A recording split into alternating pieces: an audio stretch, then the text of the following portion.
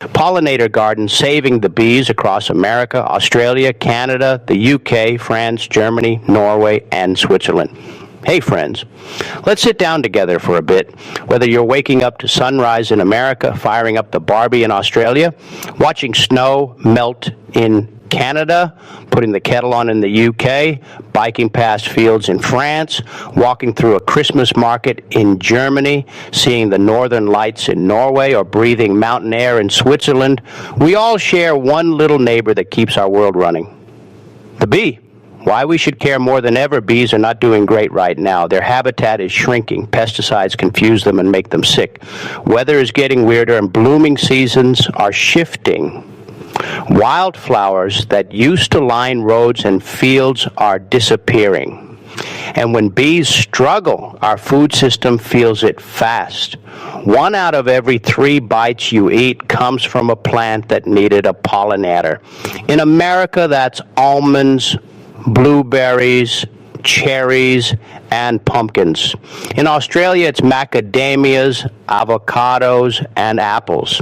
Canada depends on bees for canola, blueberries, and cranberries. The UK needs them for apples, strawberries, and broad beans. France relies on them for sunflowers, lavender, and orchard fruits. Germany counts on bees for rapeseed apples and cucumbers. Norway needs them for cloudberries, apples, and clover. Switzerland needs them for fruit in the valleys and wildflowers in the alpine pastures. So yes, this is about honey, but it's really about breakfast, lunch, dinner, and the wild spaces that make our countries beautiful. What a pollinator garden really looks like. Forget the idea that you need a perfect English garden or a designer landscape. A pollinator garden is just any space where bees can find food and shelter. It can be a farm border, a city park, a schoolyard, a traffic circle, a balcony, or 3 pots on a windowsill. Bees don't care about property lines. They care about flowers. And they care that those flowers are around for more than 1 week a year. How to build one that actually works? Start with plants that belong to your place. Native plants and native bees grew up together. They speak the same language. In America, think regional. The Northeast loves wild bergamot, aster, goldenrod, and milkweed. The Southeast thrives with blanket flower, coreopsis, and native sunflowers. The Midwest does well with purple coneflower, blazing star, and prairie clover. The Southwest leans on desert marigold, penstemon, and globe mallow. The West Coast shines with California poppy, lupine, and salvia. Plant in clumps so bees can forage efficiently. Leave some bare ground for the 70% of native bees that nest in soil. And if you're in farm country, a hedgerow of flowering shrubs can change everything for local pollinators. Australia. In Australia, you're gardening for both honeybees and over 1,600 species of native bees. Many native bees are stingless and tiny, but they are serious. Pollinators, grevillea, bottlebrush, tea tree, banksia, and native daisies are all stars. Eucalyptus flowers feed bees during tough times. Because water is precious, choose a shallow dish with stones so bees can land and drink safely. Even in the heart of Sydney or Melbourne, a few pots of native flowers on a balcony creates a pit stop in a city of concrete. Canada. In Canada, the season is a sprint.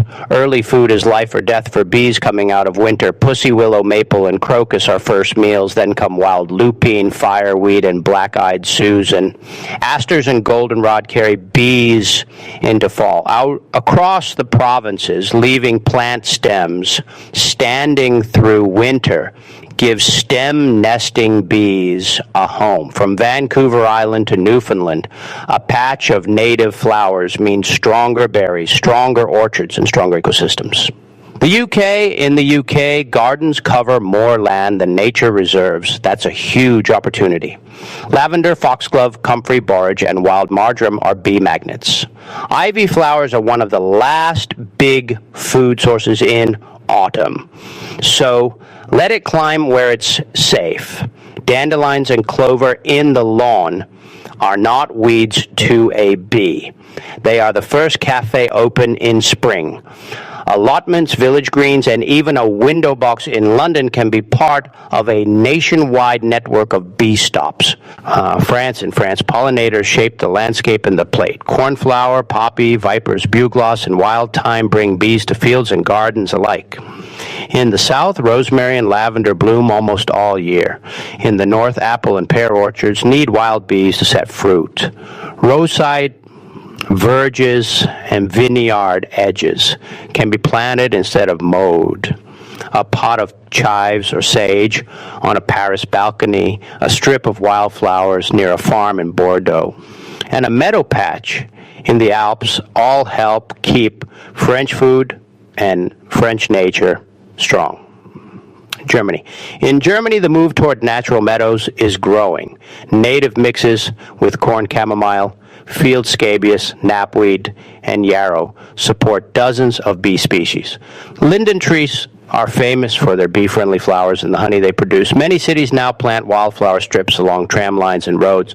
You can do the same at home. Swap a section of lawn for a native flower mix. From Hamburg to Munich, less mowing and more blooming means more food for bees and more life in the soil. Norway. In Norway, bees work hard in a short summer. Early willow and heather give them a start. Then come bird cherry, fireweed, clover, and angelica. In the mountains, alpine flowers depend on hardy pollinators. Gardens in Oslo, Bergen, and Trondheim can help by adding cotoneaster, catmint, and native perennials. Rock piles and dry stone walls are perfect nesting spots for solitary bees. And because nights are light in summer, bees can forage longer. Give them flowers, and they will use every hour. Switzerland. In Switzerland, the mix of alpine and valley climates means you can support a huge range of bees. In the lowlands, plant cornflower, wild carrot, sage, and sainfoin. In the mountains, protect and encourage wild thyme, alpine clover, and gentians. Orchards in Valais and meadows in Graubünden all benefit from nearby pollinator patches. Swiss gardens with bare soil patches, sand areas, and old wood piles give nesting bees what they need. From Lake Geneva to Lake Constance, every flower helps. 5 habits that help everywhere. First, plant for the whole season. Count how many months of the year something is blooming in your space. If you have gaps, fill them. Second, go chemical-free. Most home garden pests can be handled with water, hand picking, or by inviting natural predators like ladybugs. Your bees will be safer and your soil will be healthier. Third, think about water and shelter. A shallow bowl with marbles or stones lets bees drink without drowning. A patch of bare dirt, a bundle of hollow stems, or a simple bee hotel gives them a place to nest. Fourth, embrace a little mess. Leave seed heads for birds and stems for bees in fall.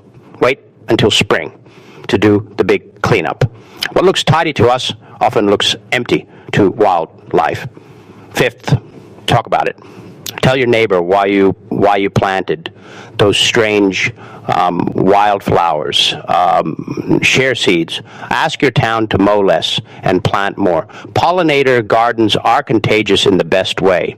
The bigger picture, we're all part of one garden in Oregon, one in Adelaide, one in Ottawa, one in Oxford, one in Lyon, one in Leipzig, one in Lofoten, and one in Lucerne. None of them alone can save the bees, but together they build corridors. Bees move from flower to flower, garden to garden, and country to country. They don't see borders, they just see food or no food. When we plant for pollinators, we're also planting for ourselves. We get more fruit on our trees, more color outside our windows, and more life in our neighborhoods. Kids learn by watching a bumblebee crawl into a foxglove. Adults remember that we're part of nature, not separate from it.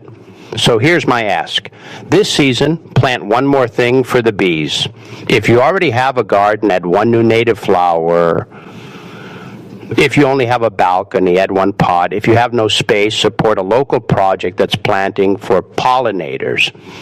The bees have been feeding us for thousands of years. It's time we feed them back.